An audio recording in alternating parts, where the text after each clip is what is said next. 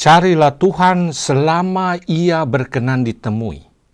Berserulah kepadanya selama Ia dekat. Baiklah orang fasik meninggalkan jalannya, dan orang jahat meninggalkan rancangannya. Baiklah ia kembali kepada Tuhan, maka dia akan diberi pengampunan berlimpah.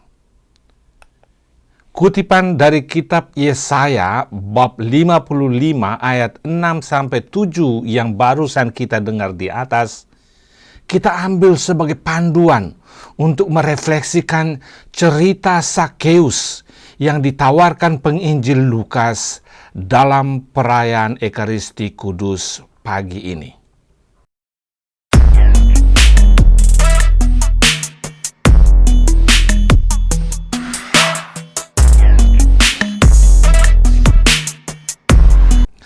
Bapak, Ibu, saudara, dan saudariku, orang kecintaan Tuhan, selamat pagi dan selamat beribadah.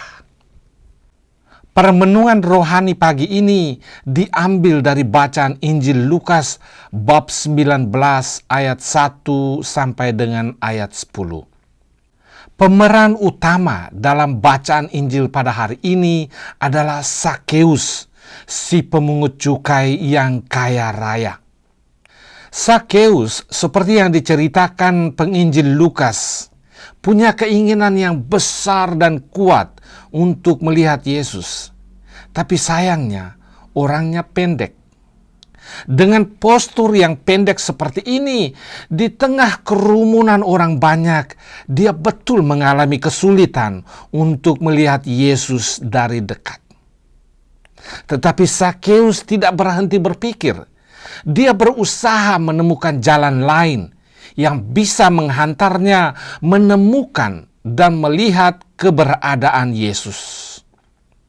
Dia memutuskan untuk panjat pohon, dan dari ketinggian itu dia akhirnya menemukan Yesus.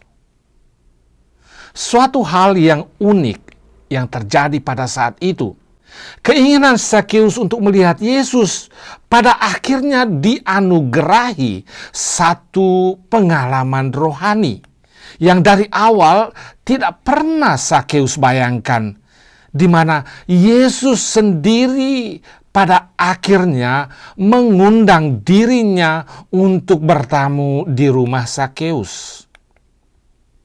Sakeus, kata Yesus, segeralah turun. Hari ini aku harus menumpang di rumahmu. Bapak, Ibu, saudara, dan saudariku yang Kristus Yesus cintai.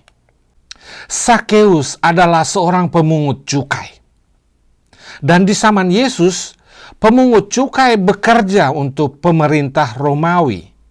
Di situ ada ketidakadilan dan tindak kekerasan dalam penanganan pengambilan pajak.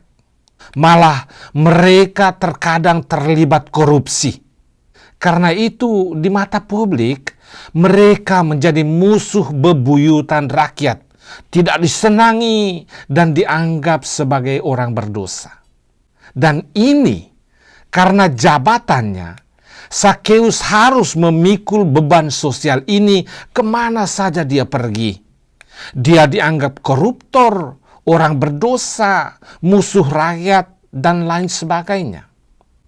Walaupun demikian, Sakeus tidak menjadikan beban sosial ini sebagai ganjalan yang menghalangi dia bertemu dengan Yesus. Dia tidak menjadikan opini publik ini sebagai satu batu sandungan dalam menjalin hubungan dengan Yesus.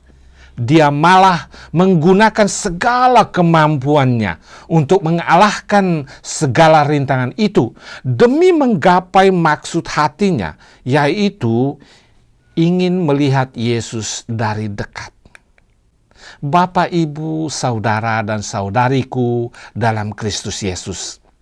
Seperti Sakeus, kita juga punya keinginan yang kuat untuk berjumpa dengan Yesus. Kita punya harapan besar untuk mengalami sentuhan kasih Yesus.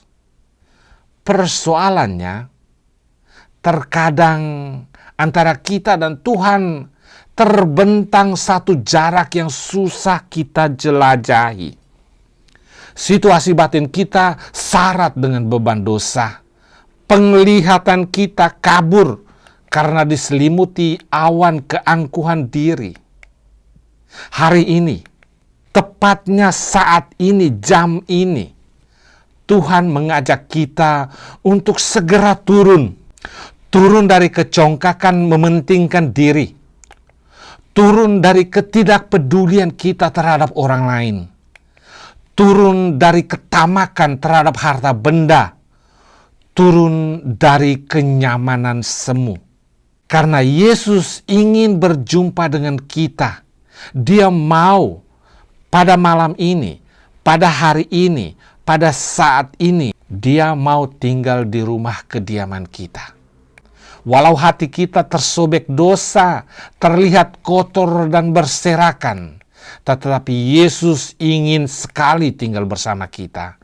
Yesus mau katakan kepada kita, jangan takut. Saya mau hubungan kita pulih kembali. Bapak, Ibu, saudara, dan saudariku, marilah kita bercermin diri, belajar dari kemauan seorang Sakeus. Dia sadar diri bahwa dia orang berdosa. Dia tahu dengan jelas bahwa dia pernah memeras keringat orang lain. Tapi dia punya kemauan yang keras untuk berubah. Dia mau berjumpa dengan Yesus.